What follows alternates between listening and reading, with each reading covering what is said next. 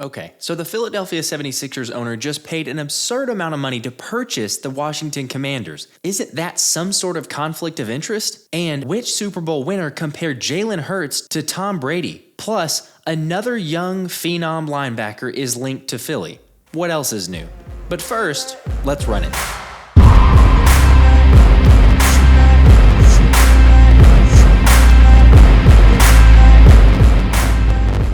Hey guys, happy Friday. If you are new, I'm Josh Davis and I cover the birds. So do me a favor, hit the like button, subscribe, and turn the notifications on so you're caught up to date on all the latest Eagles news. And we start with probably the biggest news yesterday. There will be new ownership with the Washington Commanders. So you see, a report from Sportico says, exclusive, Dan Snyder has reached an agreement in principle to sell the Commanders for $6 billion to a group led by Philadelphia 76ers owner Josh Harris. Harris's group includes billionaire Mitch Rales and former NBA star Magic Johnson. I think this is the part where we bring up, isn't there a conflict of interest? I'm all for Josh Harris being the owner of the Philadelphia 76ers, and I think he's done a pretty good job. It's just interesting now because he's got a Philly sports team that we love, and yet now he's an owner of the Washington Commanders. Josh Harris grew up in the Washington area, so it makes sense, but you just got to wonder, is he going to hold on to the Sixers? I mean, I would if I was him, because yes, I would want to own the team, and I'm not looking to sell it, but now it's just kind of a curious look. And Eagles Nation shared this really hilarious tweet of showing Josh Harris on top of the Wells Fargo Center spying on Eagles practices across the street. Yes, that's a clip there from SpongeBob, obviously, and nothing of the sort will go on, or I can't expect it. You never know. I mean, this is the NFL. You remember Spygate, don't you? I haven't had anything or seen any reports that are negative about Josh Harris, and really kudos to the Washington organization for finally getting Dan Snyder out the door. This seems like it should have happened a long time ago, so maybe they're in for better seasons, hopefully not. But I think the most surprising thing is someone was willing to pay $6 billion for that team. Okay, so moving on, Adam Schefter yesterday went on 97.5 The Fanatic and gave his thoughts about Jalen Carter. And if you didn't catch it, Adam Schefter really believes that there's a strong possibility that Jalen Carter could go to the Eagles. So in the conversation with John Kincaid, Adam Schefter said, when you talk to people around the Georgia program, they say that one guy, maybe the one guy that kept Jalen Carter really in line was Jordan Davis. When he was around Jordan Davis, he was on some of his best behavior. Philly would have that advantage bringing Carter to Philly and having Jordan Davis as the guy that could help out there. He's the guy in this year's draft that outside of the quarterbacks is really fascinated and intrigued to see what happens to this all-world talent and who is the one that turns in the pick on him. I'll say this, I think there's a decent chance that the Eagles are the team that has the decision to make here. If you didn't listen to the interview, I encourage you to check it out because Adam Schefter kind of gave a nod or a tip of the cap to the Eagles seem to be holding all the cards, and obviously you hear it there. Now my first question is, so he needed a guy to keep him in line? That's a little bit of an issue. I'm not going to lie. I mean, I'm curious to know what you guys think. Do you read between the lines there or hear that as, okay, so he does need a little bit of accountability? Don't get me wrong. We all need great circles or inner circles of friends and accountability partners and everything else. I'm all for that, but I don't know. Is that a little bit of a red flag? Possibly. The Eagles obviously have the most insight. So I've said it before and I'll say it again. If the Eagles draft Jalen Carter, I will be fully on board with it because I will trust Howie and the organization have done their homework. Now, one guy that was against that is former Vikings general manager Rick Spielman, where he says the issue I have is that I don't think Jalen Carter plays hard every single snap. You could maybe argue that. We saw it some from his pro days, showed up a little bit out of shape, didn't have the best performance. And if you look at some of the film, possibly he takes some plays off, but Georgia was playing some teams that, they're going to run up the score. And so, I don't know, I could see it from both ways. You could make the case and say the guy was a little bit disinterested and, why wouldn't you be on sometimes? But at the same time, you're wanting a guy who comes here as the top pick or one of your top selections to play hard every single snap because in the NFL, there are no plays off. I don't know. We'll have to see. I'm still more in favor of the Eagles taking Jalen Carter, assuming all of the off-field issues are addressed. So the Buccaneers linebacker Devin White is officially off the table because according to Dov Kleiman, you see the update is Bucs linebacker Devin White is wanting somewhere around $18 to $20 million per year on his next contract. According to Jenna Lane, that was the first report there. That is an outrageous and quite honestly ridiculous amount of money that he's not going to get. Very unrealistic. Maybe he was using all the rumors of trades and where he could possibly go to his favor or to his benefit to try to get a better contract with the Buccaneers, because if you didn't catch it, the general manager of the Tampa Bay Buccaneers, the name is escaping me at the moment, but he came out and said this morning that they are not going to trade Devin White. So perhaps he's in their plans for the future, but I can guarantee you he's not going to get $18 to $20 million per year, especially in Philly. So let's go ahead and write that one off as it's not going to happen. But speaking of rumors and speculation and other linebackers, there's another one that's been tied to the Eagles. So Patrick Queen. And the report is NFL trade rumors.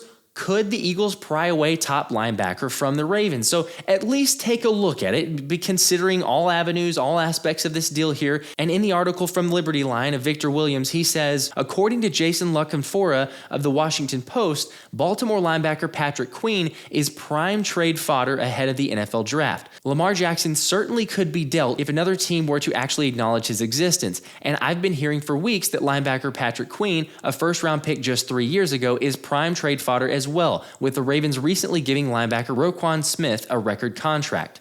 With Queen's fifth-year option looming, general manager Eric DeCosta may be looking to get value for him now before he walks for nothing down the road. Additionally, Baltimore only owns 5 selections in this year's draft and would like to recoup picks in the second round. It makes sense, and if you break it down, it's not completely ridiculous, but it's very close. Not quite to the Devin White level, but if you're thinking, what are the Eagles going to have to give up, and what is Howie Roseman going to pay? Patrick Queen is a very good linebacker, and he's young. He's 23 years old. He was a former first-round draft pick, and those guys come at a premium. You have to pay a lot of money. And so as we've said on this show before, if you didn't keep a TJ Edwards, if you didn't keep a Kazir White, I don't think that you make this deal and you either trade for Patrick Queen on draft night or you try to make something happen before then. It just seems a little bit ridiculous. Tune in next week whenever I let you know that this is another deal that was a rumor and speculation that didn't happen. All right, something funny just to bring up. I don't know if you saw this, but Paul Domowitch was on Jacob Sports and giving his thoughts really about what Philly should do in the first round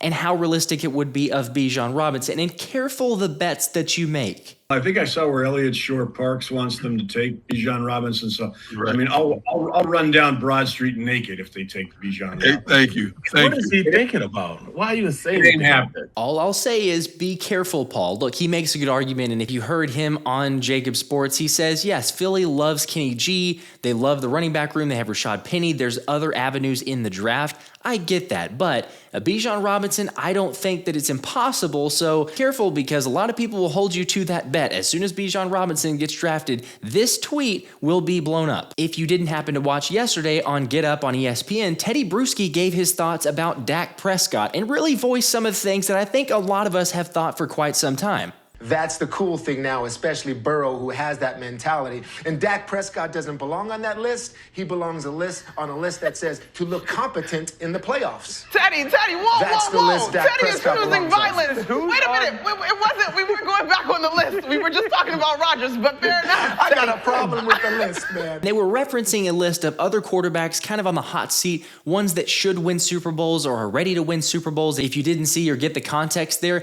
But I think it's interesting, and I agree. Dak Prescott is not on the list of he's on the hot seat to win the Super Bowls because he hasn't been in the same level. Again, let's be honest. We've talked about it a number of times. Dak Prescott is the gift that keeps on giving. Yes, he can win you a lot of games in the regular season for the Cowboys, but you're not going to win in the playoffs, as we've seen a number of times. Dak cannot get past the divisional round. How great did you think that Teddy's take was there? Lots of interviews on this show, but there's another one that happened, and Ndamukong Suh sat down with Rich Eisen, and he compared Jalen Hurts to Tom Brady. Their work ethics and their determination to push other people around them in a positive manner. I think that's a great leadership trait, and everybody has their particular ways of doing different things. And the one thing I really like about Jalen, maybe because I'm very similar in that aspect of the way he leads is by example versus by always talking and yelling and doing those different particular pieces, where Tom was a little bit more boisterous, which rightfully so. And I think that's more of his personality to have those overall conversations to the ultimate group, to where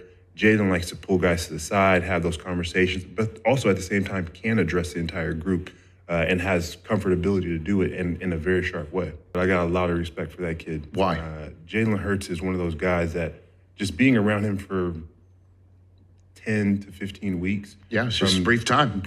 Yeah. Like just seeing him work and the conversations that we were able to have centered around some business things, that he's looking to do and some stuff that he had some opportunities with. Like, he is very sharp, very special, and he is a tireless worker. So I got a lot of respect for a guy at that age to have that type of focus and determination. He's going to be in this league for a long time. Just to be compared, and in that same aura, obviously we've seen it quite a bit. Jalen has the quiet strength and gets not only the younger players, but it's awesome to see a veteran like Ndamukong Suh really say that guy is a leader, and that's who everyone's rallied around. In his 10 to 15 weeks, it didn't take long for him to figure out Jalen Hurts is a natural-born leader. So then it makes you wonder, how soon will it be until a contract gets done? I think it's only a matter of time, and we'll see what those numbers ends up being, but I do want the Eagles to lock him up for quite a long time. Talking about our MVP, where is Jalen these days? Well, he seems to continue to just remain in California. If you didn't catch it on a couple shows ago, obviously he did the workouts with Bryce Young and CJ Stroud in California, and he's still there. He visited USC today, as you can see from the tweet, and then the question started circulating, what is he doing in USC? Obviously, he's got ties with Lincoln Riley, so probably spending a lot of time there hanging out, but could he be working out with a Caleb Williams as another prospect who might come out in next year's draft, or a Jordan Addison, perhaps? So that's an interesting name. I know that'd be a little bit high, perhaps, or are the Eagles considering wide receiver, another guy that they could add to the arsenal? So no one knows exactly, but Jalen Hurts is keeping quiet and working out like a maniac as he continues to do. So not really surprising there, but always cool to get a little bit of a glimpse in what Jalen Hurts' world looks like. The NFL released their power rankings for general managers, and it probably comes as no surprise who is number one on that list. And rightfully so, it's our very own Howie Roseman. So at number one, Greg Rosenthal of NFL.com listed Howie Roseman, and here's what he had to say. He said, no team does a better job using every avenue for player acquisition, balancing current needs with the future. The Jalen Hurts pick in 2020 was a great example of forward thinking that changed the course of the franchise. The top three picks in last year's draft class, Jordan Davis, Cam Jurgens, and Nakobe Dean, mostly had what amounted to redshirt rookie seasons. But players selected in the class before Devontae Smith and Landon Dickerson helped the team nearly win a title in 2022. The Eagles are great at self-scouting and spend a premium on line play. Lane Johnson, Jordan Mailata, and Josh Sweat, while finding ways to keep their productive longtime veterans like Fletcher Cox and Brandon Graham. Most importantly, Roseman has nailed bringing in players just about to hit their prime, such as A.J. Brown, Hassan Reddick, and Javon Hargrave, the latter of whom left for San Francisco this offseason. They recognize value, whether that means scooping up James Bradberry late last offseason or finding a way to keep him and Darius Slay this time around. Hurts' looming big contract will test Roseman's flexibility, but this is a front office that finds answers. Absolutely they do, and there's a reason he's number one, because Howie is constantly trying to be ahead of the curve. What is that going to look like? So who will he draft? That's the question we keep asking, and we are less than 2 weeks away. I can't wait to see who that is. There's a jersey on the line. If you've been catching any of the live shows, you've got a chance to win a jersey of who that first round draft pick is, but also some free agent signings, some trades maybe, some wild things. I think we're in store for a fascinating draft that is going to shock a lot of people. All right, do me a favor. Please make sure to like and subscribe if you haven't already. Live show tonight with Bird Gang 31. Going to be going on his channel, probably breaking down who are some potential draft selections, maybe a little bit mock draft scenario, as well as talking about some of these other rumors and speculations in the free agency market. But appreciate you guys joining as always. Until next time, I'm Josh Davis, and this has been the Philly Special.